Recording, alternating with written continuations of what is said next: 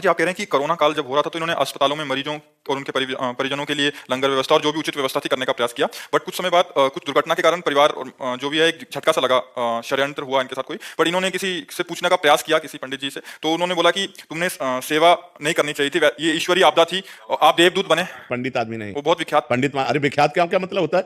रावण भी तो बहुत विख्यात था। विख्यात से थोड़ी कोई लेना देता। शुद्ध ज्ञान नहीं है तो पंडित नहीं जो ऐसी बात कहे। पंडित ऐसे नहीं, पंडित का तात्पर्य होता ज्ञानी।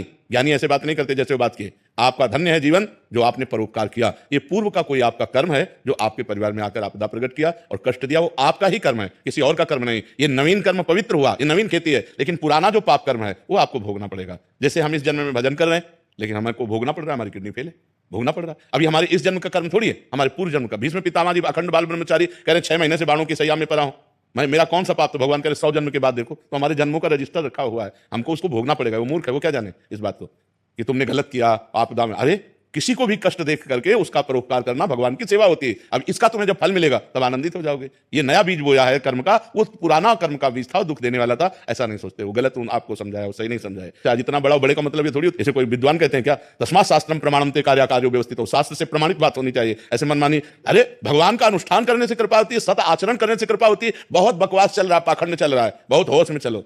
शास्त्र प्रमाणित वार्ता होनी चाहिए। ऐसा आज धन के लिए कुछ भी बोला जा रहा है, कुछ भी किया जा रहा है, शास्त्रों के शब्दों को ऐसे तोड़ मरोड़ के बोला जा रहा है जिससे हमारी वासनाओं की पूर्ति हो और कुछ नहीं। धर्म से चलने वाला कोई बिरला ही होता है, भगवत मार्ग का पथिक कोई बिरला ही होता है जो सत्य का ज्ञान रखता है। जो सत्य का ज्ञान रखता है संपूर्ण संसार को या तो भगवान का स्वरूप समझता है या मिथ्या समझता है, इसमें आकर्षण नहीं होता है। तो ये बहुत विचित्र समय चल रहा है, बहुत सावधानी से चलो। ये तो कोई फंसे नहीं, संसार बड़ा विचित्र है, बहुत सावधानी से चलो। परोपकार कभी अहित नहीं होने देगा।